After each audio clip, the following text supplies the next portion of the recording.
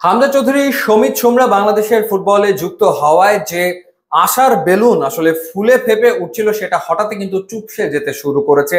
বিশেষ করে বাংলাদেশ অনূর্ধ্ব 23 দল ভিয়েতনামের মাটিতে পরপর দুটো ম্যাচ হারায় সত্যিকার অর্থে স্বপ্নভঙ্গ হয়েছে। কারণ এক মাসের প্রস্তুতি নিয়ে বাহরাইনে গিয়ে কন্ডিশনিং ক্যাম্প করে বাংলাদেশ আন্ডার 23 টিম খেলতে গিয়েছিল ভিয়েতনামের। লক্ষ্য ছিল এশিয়ান কাপের টিকিট পাওয়া, কিন্তু কি করলেন আসলে সেখানে কিউবা মিচেল কিংবা ফাহমিদুল কিংবা জায়ান আহমেদ কিংবা তানভীর শালিক, এই চারজন প্রবাসীকে নিয়ে একটা উচ্চ আশা ডেফিনেটলি ছিল। সাথে জনি কিংবা আলামিন কিংবা মোরসালিনের মতো জাতীয় দলে খেলা ফুটবলার রয়েছে।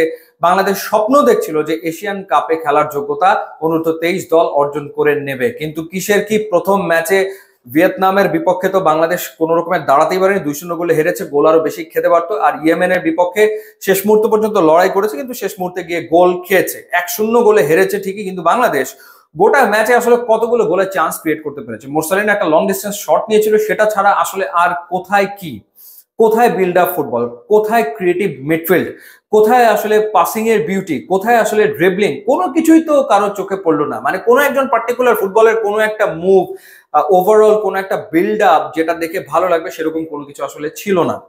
ন্যাশনাল টিম নেপালের বিপক্ষে খেলেছে এবং সেই ম্যাচে কোনো গোল হয়নি, এবং সেই ম্যাচেও বাংলাদেশ একেবারে গড়পড়তা সাধারণ মানের ফুটবল আসলে খেলেছে।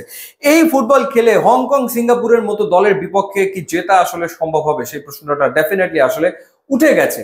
তাহলে আসলে সমস্যাটা কোথায়? সমস্যাটা কি প্লেয়ারদের ভেতরে, নাকি আসলে কোচিং এ বা গেম ট্যাকটিক্সে বাংলাদেশের কোন রকমের কোনো প্রবলেম হচ্ছে? একটা দলের দায়িত্বে সাইফুল বারী টিটু ছিলেন, ভিয়েতনামে গিয়ে তিনি অসুস্থ হয়ে পড়েছেন। দলের সাথে তিনি দুটো ম্যাচে থাকতে পারেননি ডাগ আউটে, এবং হাভিয়ার কাবরেরা নেপালে রয়েছেন। তো হাভিয়ার কাবরেরাই বা আসলে কি করছেন? যেটা আমরা বুঝতে পারছিলাম যে এই আন্ডার 23 টিম থেকে অনেকেই আসলে ন্যাশনাল টিমে যোগ দিয়ে তারা মাঠে নামবেন হংকং কিংবা পরবর্তীতে সিঙ্গাপুর ইন্ডিয়ার বিপক্ষে, কিন্তু তাদের যে পারফরমেন্স আমরা দেখলাম সেটা ভীষণ রকম হতাশার। হাভিয়ার কাবরেরাই বা আসলে কি স্ট্র্যাটেজিতে দলকে খেলাচ্ছেন, তাকে দিয়ে আসলে চলবে কিনা সেই প্রশ্ন তো উঠেই গেছে। রেজাল্ট তো পাওয়া যাচ্ছে না, কারণ এই বাংলাদেশ দল যদি নেপালকেই হারাতে না পারে তাহলে আসলে বাংলাদেশ এশিয়ান দলগুলোর বিপক্ষে লড়াই করবে কেমন করে? এরপরে এই আন্ডার 23 টিম নিয়ে যখন আমরা কথা বলেছি তখন বলেছি ডেফিনেটলি এখানে খুব ভালো মানের কোচ দেওয়াটা দরকার। মেয়েদের টিমের সাফল্য এনে দিয়েছেন বাটলার। সো ওরকম একজন কোচ যদি দেওয়া যেত আন্ডার 23 টিমকে, তাহলে এই টিমটা হয়তো আর একটু ভালো ফুটবল খেলতে পারতো, ইউ নেভার নো। তো সেই জায়গাটাতে সেটা আসলে করেনি বাফুফে, এবং ন্যাশনাল টিমের ক্ষেত্রে হাভিয়ার কাবরেরার ওপরই আস্থা রেখে চলেছে, কিন্তু রেজাল্ট আসছে না। তো রেজাল্ট যদি না আসে তাহলে হামজা চৌধুরী এবং সমিত সোম আসার ফলে ফুটবল নিয়ে যে উৎসাহ উন্মাদনা তৈরি হয়েছিল বাংলাদেশের ফুটবল প্রেমীদের ভেতরে, সেটা কিন্তু বাফুফের ধরে রাখাটা বিরাট মুশকিল হয়ে যাবে। কারণ বাংলাদেশ রেজাল্ট চায়, মানুষ পজিটিভ রেজাল্ট দেখতে চায়, কিন্তু সেটা তো হচ্ছে না কোনোভাবেই।